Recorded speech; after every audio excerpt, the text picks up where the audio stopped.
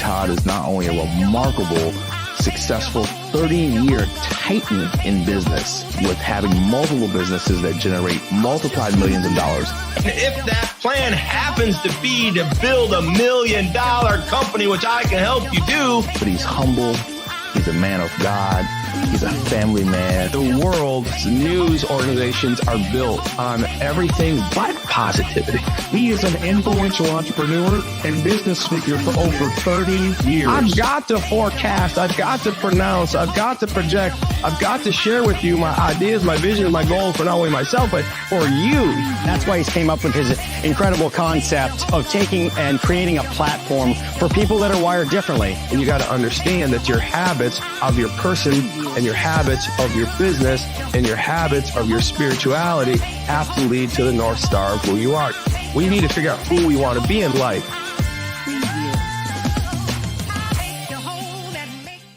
Yeah, we're here. Good morning, everybody. I put on my blazing orange today. I wanted you to know I was a man in action today. I've got some new clothing. I'm actually modeling clothing for nobody but me, right? Wired Differently clothing. Listen, you guys got to understand that this morning is special. This morning, every day is special. I want you to understand that don't watch the news at night before you go to bed. Don't watch the damn news before you go to bed because it affects your subconscious. It affects the way you think. It affects the way you be. And there's a lot of negativity out there in the news cycle. It's true. A lot of it's true. We don't know what's true, what's not true. But I just don't think it's a good idea. So what I've been doing, literally, I have eliminated TV for the most part. I'll catch Fox. I'll watch Sebastian Gorka at 3:00 on Salem Media. I'll do some other podcast stuff. I study my own stuff. I learn from myself. I learn from you guys. I'll turn on Netflix every now and then. And so I'll immerse myself into a Netflix or MGM. I love that. I love MGM also. I'm a little disappointed. It sounds to me like Yellowstone is on its way out. Paramount, MGM, whatever he's on there. But there's a lot of good things we can do to move our mind around. Good morning, Debbie. Good morning, Terry. Hey, John, I suppose you're getting around in the background there, bro. I want to say hi to you. Come on.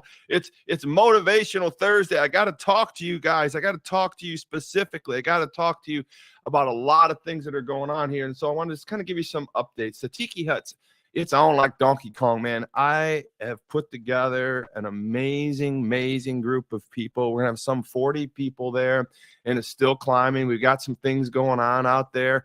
I see you guys out there. Good morning. So here's the thing. Tiki Hut's coming November 8th, 9th, 10th, and 11th. And so I don't want you to be daunted by 4 days because I'm not going to be teaching 4 days. I'm going to be teaching 2 full half-hour days. So Wednesday, November 8th, you're going to come. We're going to have a meet and greet. And we're going to be at the beautiful Zoda Resort retreat. You're going to love it. I promise you, you're going to love it. You're going to love it so much because it's so beautiful. The Tiki Huts are not only my house, I'm building more Tiki Huts at my house. I'm obsessed with tikis. I'm a grown-ass man. Obsessed with tikis. I don't know if obsessed, right? But they look really cool. We're having a lot of fun. So I've got Tiki Huts at the Zoda Resort. Beautiful, what I want to call a micro resort, but 80 rooms on the ocean, on the beach, its own tikis.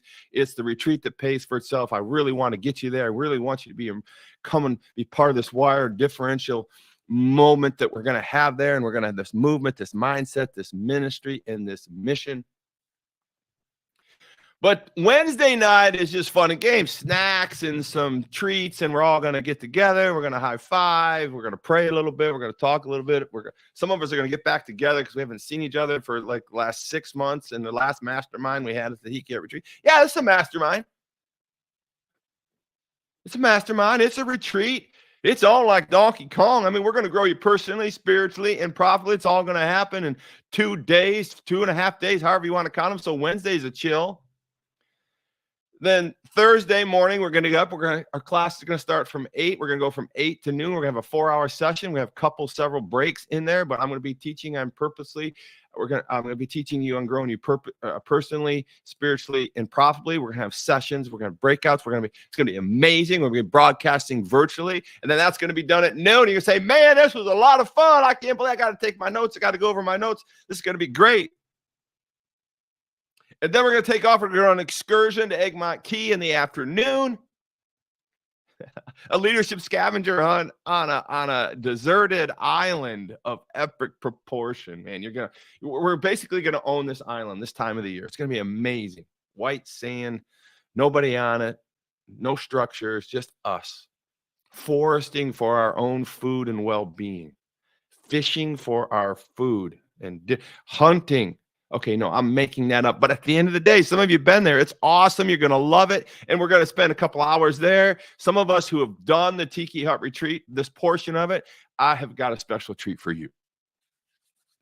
We are going snorkeling off the reefs of Egmont Key.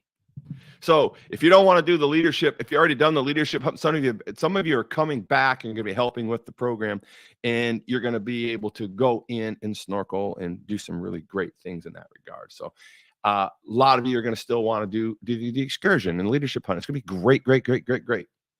But then when you come home, the whole evening's the rest of yourself. I mean, you get the beach, you get the pool, you get the food, you get the chill, you get your own Facebook, you get your own internet, you get your own whatever you want to do. We got a little hut down by the pool. We're gonna be like, this is this time of the season, that's not overrun, right? We got the run of the place. Great weather. It's gonna be great. And then the third day, the second full day, which will be a Friday, will be 8 to noon teaching again. And then we're going to have snacks and treats. And then you're going to have some time to yourself. And then we're going to come over to my house, and Eden is going to perform for us. She's amazing. And we're going to have open mic. Meaning we want you to share. We want to talk. We've got some special guests that are going to talk and share what God has done with them in their life, and their business is going to be amazing. The mastermind will be in full go at that point. It's going to be amazing. And then you go back that evening after we eat food, break bread here. We party like it's 1999 on the ocean, right? Like we're going to go out on the yacht. We're going to have some fun. You're going to be in my home. It's going to be great. And then Saturday morning, we're going to wrap it up for 2 hours with a conclusion. And we're going to talk about coaching, masterminds, what we can do in your life, how we can grow you. And we're going to figure out how we can be friends the rest of the world and the rest of the life, right? So that's what's going on, Tiki Hut Retreat. Thanks for listening to me. Some other updates I've got to make. Abigail, I see you're on the show this morning. Good morning, Abby. Wilson, we got to figure out how to get you over here to America. You and Ezra, and we got some other really committed followers all over. We got to figure out, put that on our list. Abby, how do we get Wilson and Ezra over here with the least amount of pain, right? So, Abigail, we were supposed to, we have a podcast with the amazing boys, right? And we have had to move our flight to get back to Angola. And I'm concerned that we have to. So I need you to type in an apology to everybody that we're not going to have a show tomorrow. And we've got to call the dudes and let them know that we're sorry. Can you help me out with that, Abigail? Antonio and Landon, I did their podcast a while back. They're cool. They'll understand. We'll get them back on, because I think we can't go next Friday because of what I think is going on here. Let me see if I can pull some black magic here and pull up Facebook. Here we go. This is me trying to show off, but I'm going to make it work. I can see myself live. I can see the podcast we have to move through. And this one right here is what I want you guys to see. Here we go. And I go here. Watch me. Just watch. You guys know, you've grown up with me on this show, man. You see me like screw up all the time. So here, but look at this. Here's what's coming on. October 27th. Let's get the math right here.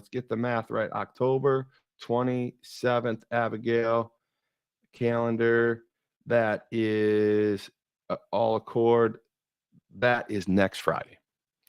So next Friday, we can't put the boys landing and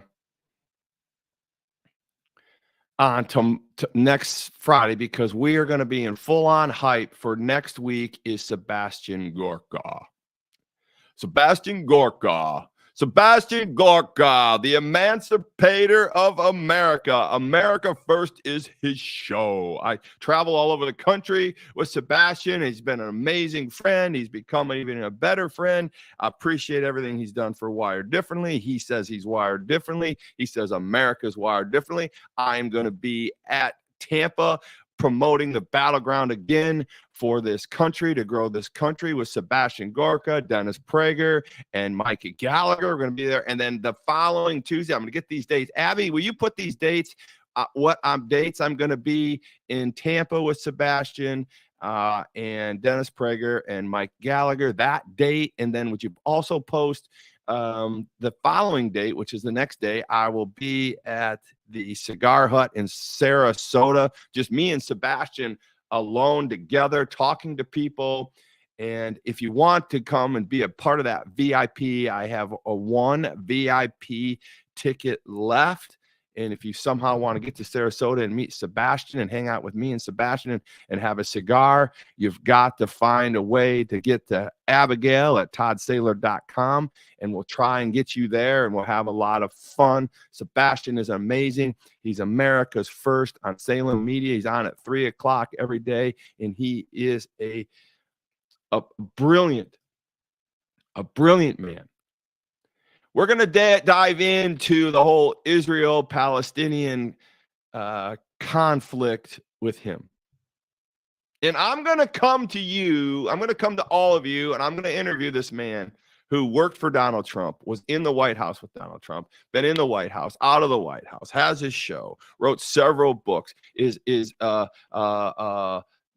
the intelligence director for this country in many, many ways, still after leaving the White House, right? This guy has forgotten more about this controversy and the situation over there than I'll ever know, right? And so what I want to do is bring to you and bring to the world, bring to America a perspective of historical understanding. I want to be able to say to you, listen, I'm a Apollos. I wrote it in my books, Your Will Be Done. I'm a Apollos. I don't always get it right, but I want to get it right. I want to understand. So teach me, Priscilla, Aquila, and whoever. Teach me out there. Teach me the gospel. Teach me the right way. Teach me to do these things because I want to share them with you, right? And so what better place to go than to Sebastian Gorka to understand what's going on over there and how we can do anything differently and how it's affecting us, not only emotionally, but even physically in this world. I mean, I watched this man yesterday read a letter to his daughters. His daughters. That's how he says it, my daughters. He read the letter about how they need to bear arms, how they need to protect themselves, that the world is changing. And I can't tell you that I'm excited to hear about that. I can't tell you that I'm even prescribing to all of the potential disasters out there, but I can't deny the fact that we're seeing it come out and play in full force right now. And he's right. We need to get ready. Next Friday, Sebastian Gorka, my cigar smoking buddy, is going to be on, and I'm going to have the world premiere of an amazing talent like that on this show for hopefully 30 to 45 minutes, and we're going to have a good time, and we're going to learn some things. So tell your friends, share the post. Let's get it on like Donkey Kong. Thank you, Sebastian Gorka, for coming to Wired Differently and helping us, our movement, our mission, our mindset, and our ministry.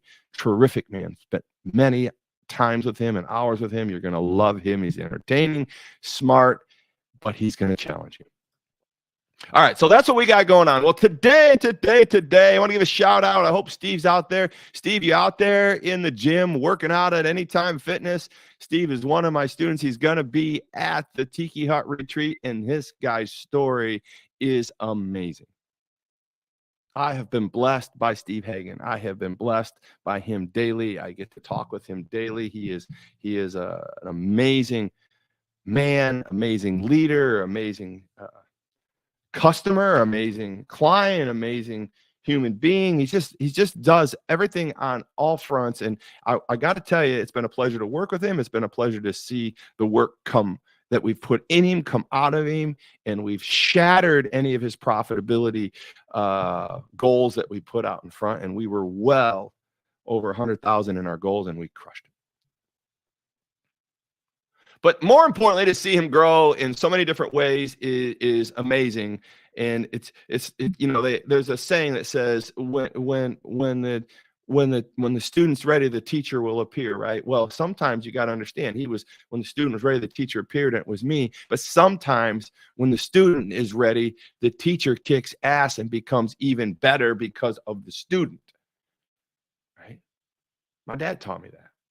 I've seen it in full. I've become better because. So anyway, Steve's going to be there. He's going to talk a little bit about what he's done, how he's doing it, what we're going, and how the system wired differently has worked with him. And listen, I just want to give a shout out to any of you out there that are listening at the Anytime Fitness. Get it on like Donkey Kong. It's time to let it rip, potato chip. And here's my segue: Isaiah 54:10. And I want to take you personally, spiritually, and profitably through the Bible, through your life, through your family, and through your pocketbook. Listen, I'm never going to hide from the fact that we need to make a little bit of money. But I actually need you to understand that we don't define ourselves by money. We define ourselves through a term basically called successionaire. This idea of becoming successionaire is becoming good at what you want to be good at, becoming great at what you want to be great at. And most of us, I don't think, really should aspire to be millionaires. We should aspire to be successful.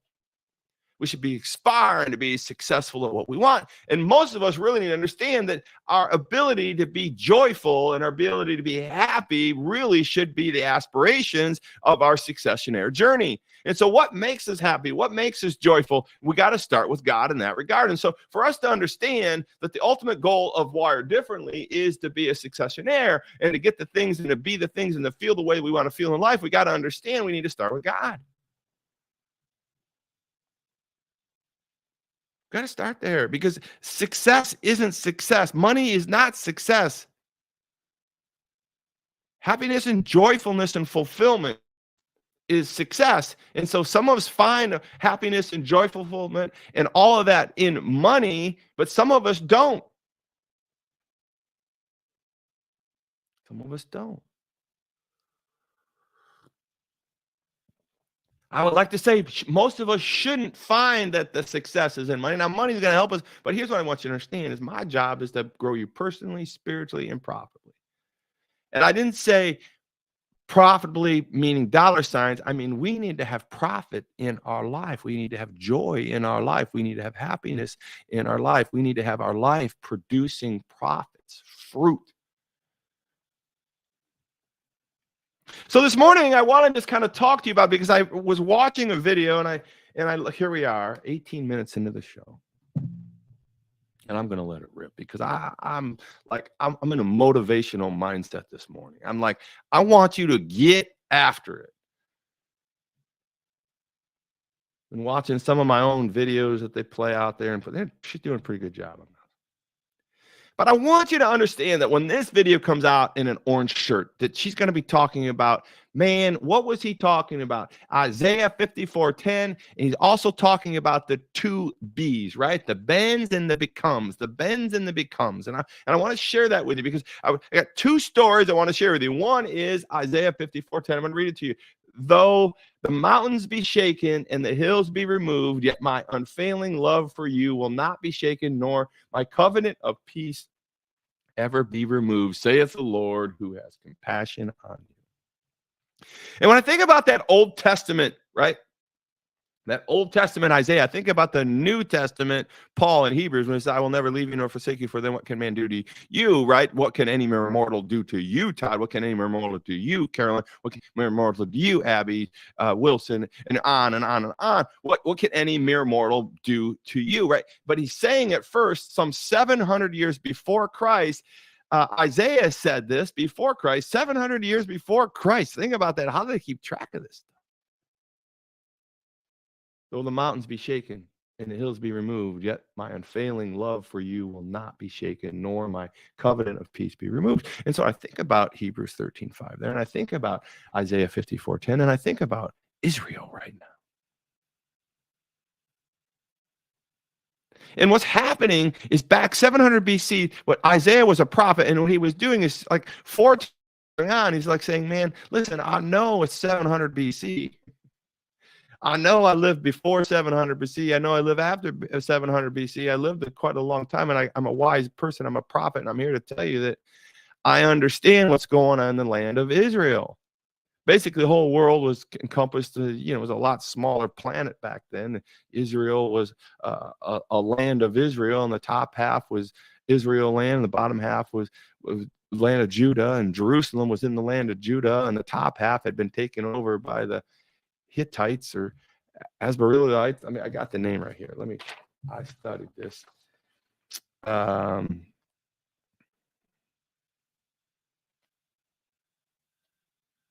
The Assyrians, right? The Assyrians had taken over the Israel north hand of the land. It's just crazy. And God had kind of said, what this is all happening. These Israelites like, how could this ever happen? And then the land of Judah gets taken over by the Babylonians. And so they're like losing their land. Israel is losing land. The people of Israel are losing land, be taken over. And God's kind of watching and masterminding all this. And he's like, you got to come back to me. You got to come back to me. And so Isaiah comes out and says, listen, man, though the mountains be shaken and the hills be removed, right? So I'm thinking to myself, the Israel situation over right there right now is the mountains were shaken and the hills were removed again, right? And so this idea of a mountain to shake is unconscionable. Literally, to move hills is really difficult to understand without like massive equipment and all kinds of, but it happens. And it's happened over in Israel right now. And there's something happening to these Palestinian people that aren't under control of the Hamas. I mean, it's a bad thing. And this has been going on since 700 BC before Christ. I mean, it's like not a new game that's being played.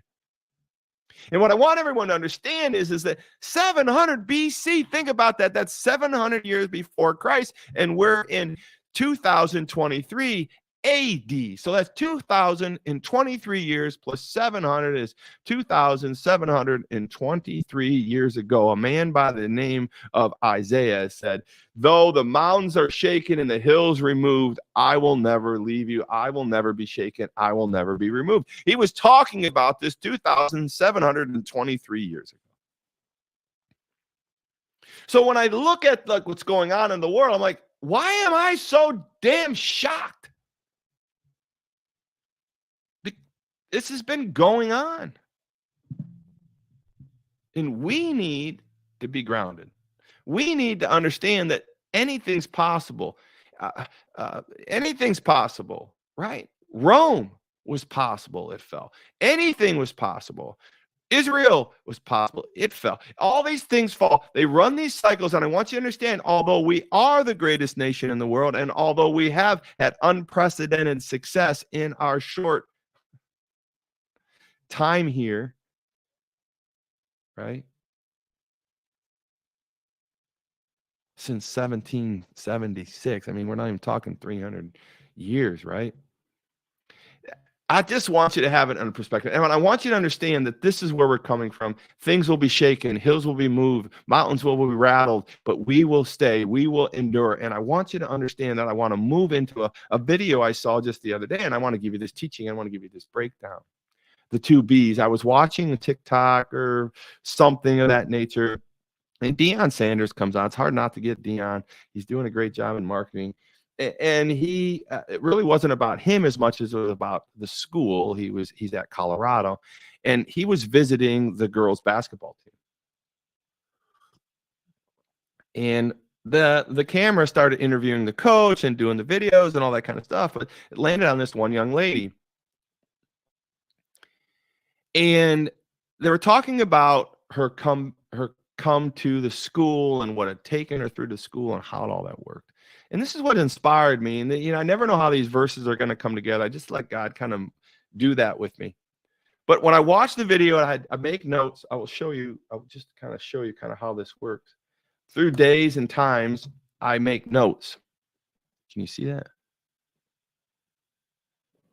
Can't see it, but I have all kinds of notes that hit me in my mind. And then when I start to think about a class or a lesson, I get ready and I pull up my notes and I pick a topic, and then God delivers a message to me on the air. And so that's how I kind of put all these in. So I take God's word that was given to me in the morning, and I take the story I was thinking about at the night, and then I move to my studio, and then I start to create.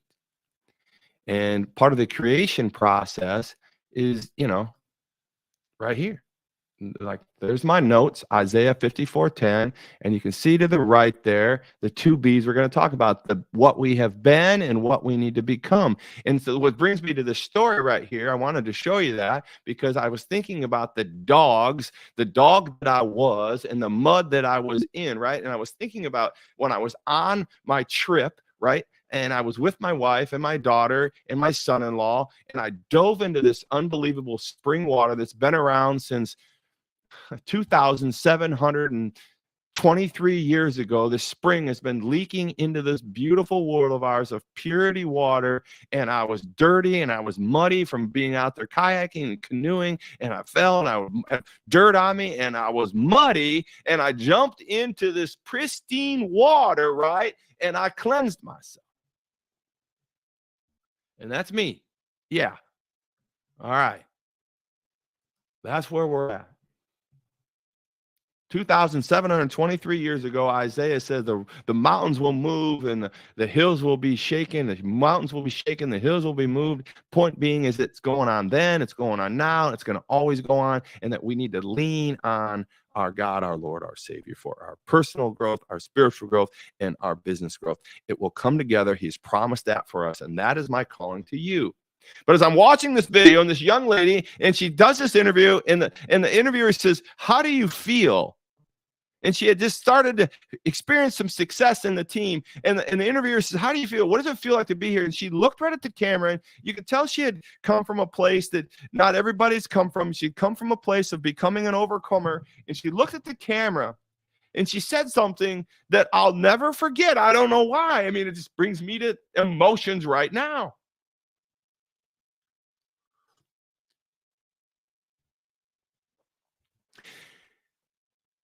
She said, "I've been a dog my whole life, and it's time to get out of the mud. I've been a dog my whole life, and it's time to get out of the mud." I mean, I've been a dog. I've been a dastardly dog. I've been dog my whole life, and now it's time to rise. It's time to get out of the mud. That's how I say it. That's how I heard it.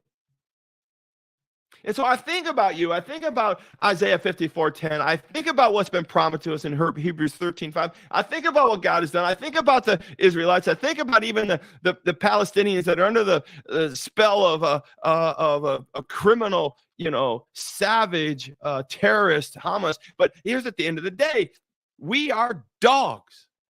We've all experienced the dog. We all experienced the dog in us. We've all have. And I know if you're on this show right now and you're listening to me, you've experienced the dog. She experienced the dog her whole life, and she had enough to say, it's time to get out of the mud. I have everything I need to get out of the mud. So in the last few minutes here, I want to just share with you the bends and the becomes, the bends and the becomes. And here's what we're going to do. I want you to understand dog, D-O-G. We all have become dogs at one point in our life. We were born into dogdom. We become a dog. We are a dog. We live in the dog world, the doggity dog. So D stands for we've all been down, dejected, or disappointed. I want you to understand it's okay. We're down, we're dejected, we're disappointed. That's the dog in us. Grab it, feel it, write it down, think about it, figure out that point. You're down, you're dejected, you're disappointed. That's the dog in us, the D. It's okay. Experience it, right? Waft it, be it, understand it, but that's not where we're going to end up. The O in dog is overlooked and outcast. I want you to relish the fact you've been overlooked. I want you to relish the fact that you're an outcast. I want you to understand that the world right out here is yours to own, yours to take. God has called it to be ours. He wants us to believe in him, trust in him, love in him, like in Isaiah 54:10, although the mountains have been shaken, the hills have been moved. Here's what's going on. The dog in you have been overlooked, you've been outcasted, you've been down, you've been dejected and disappointed, and last but not least, the G in dog is you've been gotten. Someone took your shit, man. Someone took your money. Someone took your stereo. Someone took your girlfriend. Someone took your car. Someone took your money. Someone took your house. You've been gotten. You trusted somebody and they twisted you. They betrayed you, right? You've been gotten. You've been gutted. That's the dog in us. And at some point, we got to say the damn dog got to go.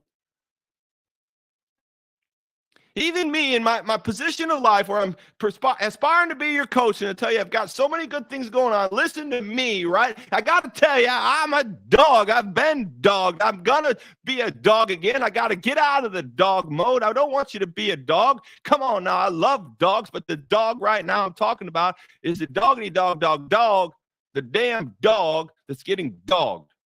Down, dejected, disappointed, overlooked, outcast, gutted, and gotten. There's hope. You got friends. If you don't got friends, get friends. You got a coach. You don't got a coach, get a coach. But more importantly, get God.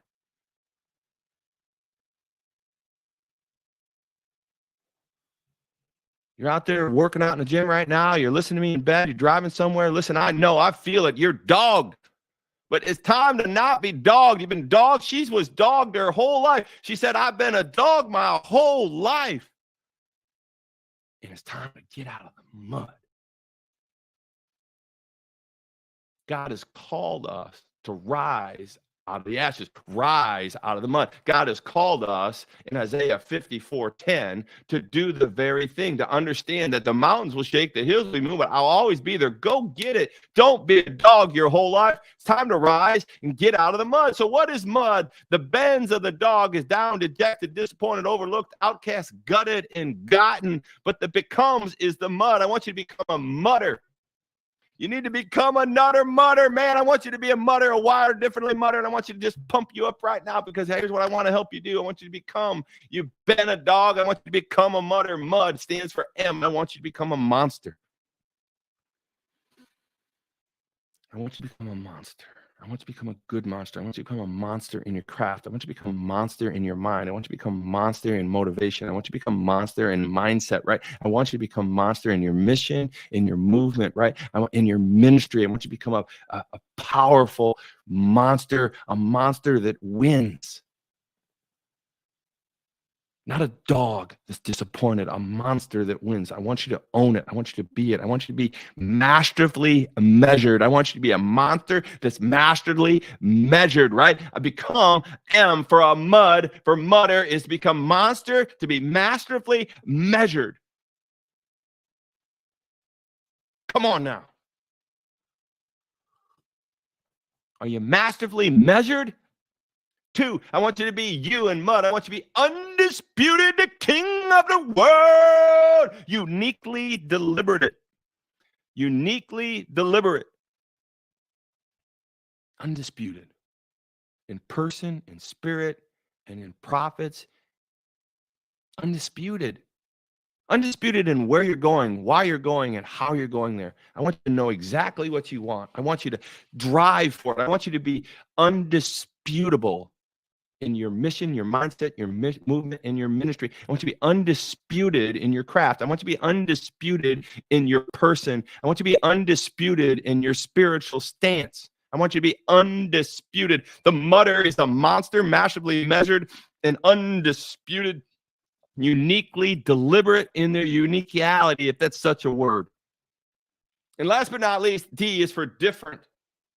I want you desperately focused. I want you desperately focused. I want you different. I want you in your niche. I want you to be masterfully measured. I want you to be uniquely deliberate. And I want you to be desperately focused. And I want to just close with this story. I started off talking about Netflix because I want to get to this story and I want to get to this close. I want you to understand that I don't want you to be the dog. I want you to be the mudder. I don't want you to be the dog your whole life. I want you to get out of the mud. And I just got you out of the dog, and now I'm into the mudder. I want you to know that I love you, and I want to inspire you, and I want you to understand that my job is to love you, inspire you.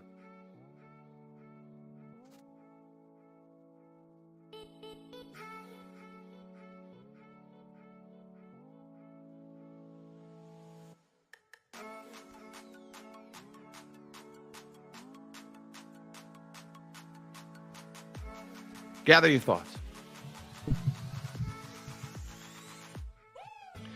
So here we go. I want you to understand that the dogdom of your life is over, and I want you to become the mudder that you are. I want you to dig out of the mud. I don't want you to be the dog your whole life. I want you to be the mudder. I want you to be masterfully measured. I want you to be undisputedly, uniquely different and deliberate. I want you to be different and desperately focused. And I don't think desperation is a great quality to have at all times, but I think desperation is something that we should understand. We should become a master in it, and we should be undisputed in our uniquely deliberate piece of being deliberate and different and desperately focused. Although this young lady inspired me to talk about that this morning, last night as I was flipping through Netflix, I put on Beckham, the story of David Beckham, and I got to tell you, I'm not a soccer guy, but this story is a monster. It's undisputed and it's different. The dude's a mudder, man. But I just want to set this up with him, and I want you to understand, because I want to close on this desperately focused piece, because I remember going to sleep last night, remember not watching the news, but watching something positive, and David Beckham had lost the Olympics for his whole country, and he was maligned for 2 years, the greatest soccer player England had ever seen, and they loved him until they didn't love him because he made one mistake, and they hated him for 2 years, and finally he gets into a position to go to the World Cup. They elect him a captain, and they're starting to like him again because he's really, really good. But in his stomach, he knew he blew the Olympics. He knew that the country hated him, said the most god-awful things. It's just awful what they said to him over one stupid penalty, one stupid thing. You know, one thing marked him for his whole life. And he finally got the opportunity in front of the world stage to be the captain of the world team and to win or play for the World Cup for England and win his name back and be prideful in his home and be able to walk down the street and not be called a loser and worthless and whatever they call them, people in England, bloody something.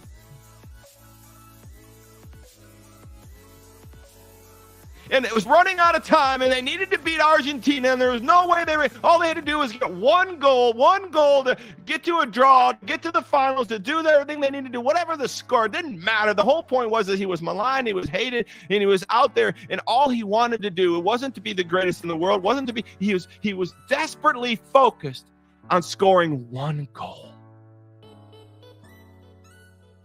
And time was running out, and he knew if he didn't score one goal, or the team didn't score one goal, or he didn't make something happen as a captain and the greatest player in England's history, that he would still be the dog.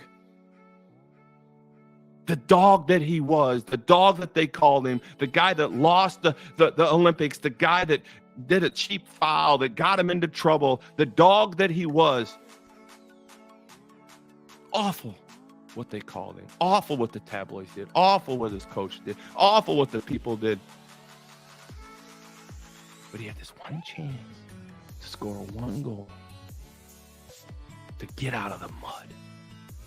And what I wanted to talk to you about is he was different in this regard. He was desperately focused. And if you can see this, it's episode 3, and you can see him running out of time. They show the highlights, and he's the only player on some 22 people on the field. I think they call it a different name. I don't know what it's called, but the soccer field. And you can watch him, and he's running around like a little ant. He's desperate. He's in, he's out, he's in, he's out, he's kicking, and he's running, he's diving, he's scraping, he's running out of gas. He's the only one. No one's ever seen anybody run this hard, do anything. He was desperately focused on one goal. He wanted to rise out of his dogdom. He wanted to get out of the mud. He wanted to lift himself up. And has it be, he running and desperately working, so focused on scoring a goal, desperately trying to get the team in the position, desperately working hard, desperately showing everybody that he's not going to live or die by the sword. He is going to die if he doesn't score this goal. He's desperately focused. And with literally no time left, in his hustle, someone fouls him. Puts him on the penalty kick line, and all he has to do is kick it around like 11 players up and over 3 people and bend it like Beckham, right? If he can make this unnatural goal, if he can somehow make this goal happen, he has become out of the dogdom, he's become out of the mud, he has redeemed himself.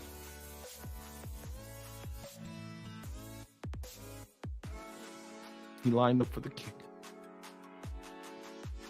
sized up the net,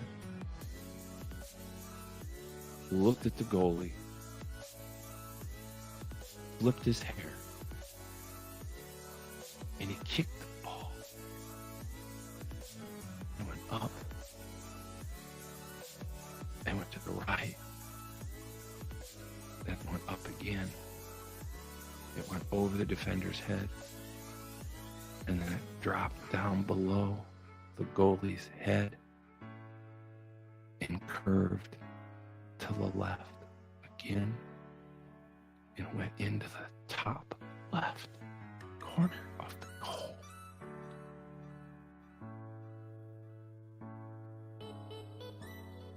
He did it. The crowd went crazy. He left dogdom and he got out of the mud. Listen, I want to inspire you. Anything can be done in this world. God talks about it. He will never leave us nor forsake us. He will, even though the mountains move on us, even though the hills move on us, he will still be there for us. He was talking about it 700 years before Christ. He's still talking about it 2023 years after Christ. Come on now, somebody. Do not be afraid to be desperately focused. Do not be the undisputed, uniquely deliberate person. Do not be worried about being a monster, masterfully measured. Get out of the dogdom. I'm here for you. God bless you guys, and I know that you do. You're doing a great job. Have a good day. It's all like Donkey Kong. Let it rip, potato chip. Thanks for all the comments. Thanks for all the people on here. Let's get it on. I will not be on Friday, but I'll see you on Monday. God bless you all.